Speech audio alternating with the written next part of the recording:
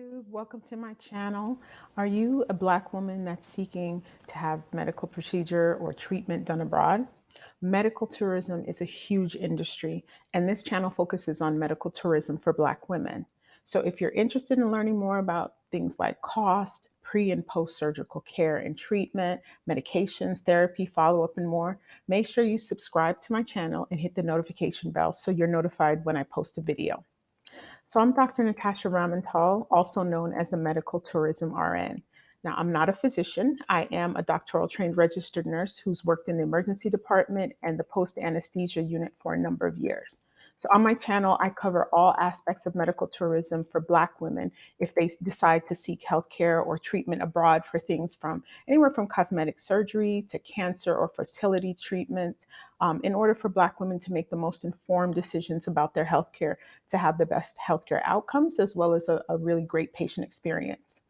Now, I recently watched a really good video on medical tourism called Pros and Cons of Traveling Abroad for Surgery. It was done by the PBS Vitals channel here on YouTube, where Dr. Alok Patel and nurse Sheena Williams shared some risks associated with medical tourism. Now, today I want to add to those by sharing things Black women need to consider when with medical tourism. And I will link in my description a link to that video, The Pros and Cons of Traveling Abroad for Surgery. So this video focuses on only starting with the basic definition of medical tourism and the factors leading to increased medical tourism. So they cover those pros and cons. Really great video. I won't go into all of the pros and cons they offered. I'm simply going to highlight the things that Black women need to consider. The biggest thing was determining where to go, right? It depends on what type of procedure and where you're willing to travel. At the top of the list, they mentioned Malaysia, Thailand. I also know from experience that Turkey and India are also at the top of that list. But due to proximity, a number of Americans tend to go to Central America, most notably Mexico, Panama, or Costa Rica. So, some things that Black women need to consider is how friendly is that country to Black women? How are Black women treated in that country? You want to know if there are any safety concerns. I always advise whether or not you're traveling for a procedure to always have someone with you that can serve as an advocate. So if you have complications or you're unable to speak, it's important to have someone with you that will ask the right questions and remain on top of things. So you're going to want to know, are you going to a country where they look down on women? You as a patient are in the most vulnerable position, where the last thing you really need to worry about is whether you'll face ill treatment, whether it's from staff or locals as you recover. Maybe you're in a nearby hotel, Airbnb, recovery residence, whatever it may be. But also from a safety perspective, are you going to a country where a woman should always be accompanied by a male? Think about these things. And I recommend another video pertaining to this particular consideration, and it's by Stephanie Perry. It's called Worst Countries for Black Travelers, Black Women Abroad. And I'll also link that video in my description. But that video was a follow up to one of her other videos, which I also suggest. And that one is called Countries Where Black Travelers Feel Welcome. And I'll also link that in the description as well. But both of those videos provide great insight on how Black women are treated in other countries and can help narrow down your decision on which country you should have your procedure in. So the pros and cons video, back to that. One of the things they listed was there was a CDC checklist. It listed four things. I'm only going to cover two of those four areas where I think additional considerations need to be made for Black women. They stated in the video that one of the things you should think about is visiting with your primary care physician or travel health specialist at least a month before flying out to discuss a number of things. Things like your overall health. You should have a pre-travel checkup, discuss things like if you're pregnant or not, any known allergies, also your pre-existing health conditions or concerns, which we'll get into in a moment. And then also you may get prescribed meds ahead of time to ensure you have what they called quality meds or quality prescriptions that your clinician thinks you should have that are not counterfeit, because that seems to be an issue in a number of different countries. What I'll say about the medications is that the video mentions that you should avoid possibly getting counterfeit medications. I would also add that information about differences between just generic and brand name drugs, right? Generic is typically usually less costly. And according to the FDA in the US, they are just as effective as their branded counterparts. The main differences in generic and brand name drugs is an inactive ingredients may change. Things like flavoring, preservatives, and an example would be a Tylenol, which is branded, versus acetaminophen. Okay, but many medications you take may not widely be circulated in other countries. So take your prescriptions with you. Okay, but despite completing things like a health history in advance for your treatment or your procedure that you're going to have, Black women also need to consider that there are popular hypertension meds linked to worse heart health outcomes in Blacks with hypertension compared to whites. So physicians who are in countries that are homogenous, where there may not be many or any blacks living there, they may not be knowledgeable or fully knowledgeable of how to treat you, which can result in poor outcomes for you.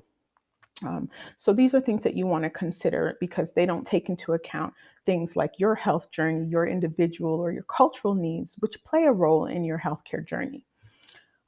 Additional things to consider are medical conditions. Okay, and this is really important. It's critical when we're talking about Black women because a number of medical conditions disproportionately affect Black women and Blacks in general, right? So if you have existing conditions, pre-existing conditions, make sure you see your specialist pertaining to that condition, or all specialists, honestly, before you travel, and share your plans and ask if they have any concerns. If they do, write them down and also ask these questions to the clinicians you are communicating with in the country where you will have your procedure done. Another consideration for Black women is that Blacks, not only women, have certain medical considerations that are often unaddressed, namely anemias, which that's a pretty common condition, but specifically sickle cell anemia. So let's talk about the anemias for a minute. Anemias, again, pretty common, but Blacks are over 3 times more likely than their white counterparts to have anemia. And this is in the US. And with sickle cell anemia, which is an inherited gene primarily affecting Blacks, this is where this condition is something that will require you to communicate and see your clinician pretty regularly. Okay. You would need to be made aware of this condition, how to appropriately provide you with the care you need if you were to have an episode or a flare up, which they call it a number of things, but it's called sickle crisis, which is extremely painful. I've taken care of a number of individuals in the emergency department with sickle crisis. It's really debilitating. Additionally, sickle cells that block blood flow to your organs deprive your affected organs of blood and oxygen, and that results in a number of life-threatening complications. So it's really important to think about this from your perspective. These are things that maybe your white counterparts do not have to pay as close attention to. And considering you're going for a procedure where if it is a major surgery versus something like a dental surgery, if you're going to have major surgery, you would need to make sure you build up your iron stores well in advance of the trip, because of your anemia. And it takes a while. So you want to ensure that your iron, your vitamin C, folic acid, and other things that your physician, your home physician, um, brings to your attention so that you can build those stores up so that if you have a major loss of blood, there won't be additional complications. Something else Black women need to consider is PCOS, polycystic ovarian syndrome. That's a hormonal disorder, but Black women are disproportionately affected by PCOS, and it affects Black women more severely than their white counterparts. So, Black women with PCOS tend to have a higher risk of cardiovascular disease as well as a higher risk for metabolic syndrome. So they experience things like excessive weight gain, which leads to obesity. And that's a major risk factor for fertility. It's a major risk factor for any surgery. So you're going to want to ensure that if you have this condition, you're meeting with your doctor, your specialist, all these pieces, and you're sharing all of that information ahead of time with the physician abroad. that'll be providing you with your care. Another thing is keloid scarring. So keloid scarring is not unique to blacks. However, blacks are 7 times more likely than their white counterparts to get keloid scarring. So for this reason, you may want to visit with maybe a dermatologist specializing in black skin prior to heading over to wherever you decide to have your treatment, just to discuss your procedure so they can share any things you may need to know for the specific surgical procedure that you're having. That's important. Um, Another thing that Black women need to consider is surgical prep. So, if you've had any type of surgery, you may already know that they ask you on the day of not to wear any makeup, lotion, powder, deodorant, or nail polish, those types of things. The nail polish is what I want to focus on. I know you're going abroad, you want to look your best, even though you're going to have whatever procedure you're going to have. But if you can have your natural nails, even if it's clear nail polish on it, that would be best.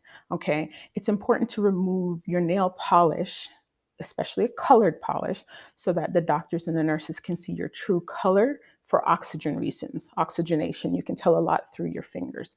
But the color during your surgery while you're under the anesthesia, but then also once you come out in the post anesthesia care unit, we tend to look at that.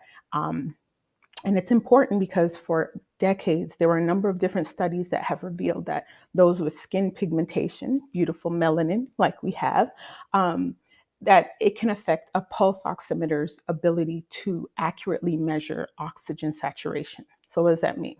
A pulse oximeter or pulse ox, that's actually that electric device that measures the saturation of oxygen that's carried in your blood cells. It's typically what they put on your fingernail. You can put it on your earlobe. They can also put it on your toe or other areas. But the pulse oxes tend to overestimate the amount of oxygen that a patient with darker skin may actually have in their blood. So, melanin in skin absorbs some of the light of the devices that analyze to make their readings. Okay, so this is important because you can become short of breath but your oxygen saturation levels from the pulse ox appear to be normal. So it can be passed off as something like, oh, if you're short of breath and there's a reason for it, but maybe you have red nail polish and it's not showing up, you may be having a issue, but it's passed off maybe as anxiety because, of course, you're going for a procedure. It's in another country. They may say that you're in pain because when you're in pain, a lot of times it can build up. You can be short of breath. Your blood pressure increases, things like that. So that's why it's really important that if you're going to travel abroad for a surgery, try to not wear any nail polish, but if you do, try to wear something very light or clear. Clear would be the best. Okay. This is important, really important, because shortness of breath can lead to all types of situations where it can go downhill from there, obviously. Another consideration for Black women, and this is probably a big one for us, is our hair, right? We have diverse hair, beautiful hair from the kinkiest of the kinky to straight, wavy, whatever it may be. But when we're talking about your hair in terms of going in for a procedure, it's advised that you do not wear things like wigs or hair pieces because these products are actually highly flammable. So they create a risk for a fire during surgery. So your surgery may be canceled. I've seen that happen in the US at least, and these are international standards. So your surgery may be canceled if you actually arrive with hair products or hair wigs or hair pieces, especially if it's synthetic hair. If you're going to do anything, try your best to use human hair. That would be a good option as it's not as flammable as synthetic hair. Another thing to consider is braiding your hair. If you have a teeny weeny afro, low haircut, or locks or anything like that, longer lengths, put them in a ponytail. That's usually going to go under a surgical cap anyway. But the wigs, stay away from wigs and hair pieces, extensions as much as possible. If you're going to do it, just go ahead and get braids, I would suggest, and wear that throughout your time. That you're going to be doing this procedure. So for me, I started this channel because Black women are the most medically neglected and underserved group worldwide. I know because I am a Black woman and I'm in healthcare. I've cared for a number of individuals where I've seen so many different things in terms of treatment and disparities, health disparities that exist because of people's own biases, right? But my goal is to arm Black women with correct information about medical tourism if you decide to seek healthcare abroad. I want to make sure you have as much information needed to make more informed decisions about your health so that you're educated about the procedure or the treatment, the country you decide to have it done in, the clinicians that will provide the care, and then everything involved in ensuring that you have the best outcomes from a health standpoint, but also from a patient satisfaction perspective. One thing I cannot stress enough is that I would encourage you to do your research. Always do your research, your own research, and don't be afraid to ask questions. This is your health, right? You are your best advocate. You know your body the best. I would suggest that you continue to do your research as much as possible and as early as possible. Um, Let me see. Is there anything that I missed?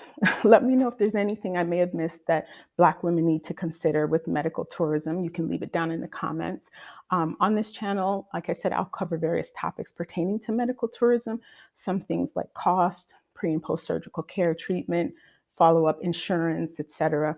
I'll also have guest interviews both from patients, physicians, and also many others who work in the industry. Things like a medical tourism facilitator. If you haven't heard that term, they take care of all of the interaction between you and the facility and clinicians where you'll be going. Medical tourism travel agents, that's a whole niche in itself, and so much more. So join me on this journey. If you have any questions, comments, or ideas on topics, feel free to drop them in the comment section below. And before you go, I would appreciate it if you hit the like button, subscribe to my channel, share it with a friend, and ring the notification bell so that you're notified when I post a new video. So until next time, take care of yourselves.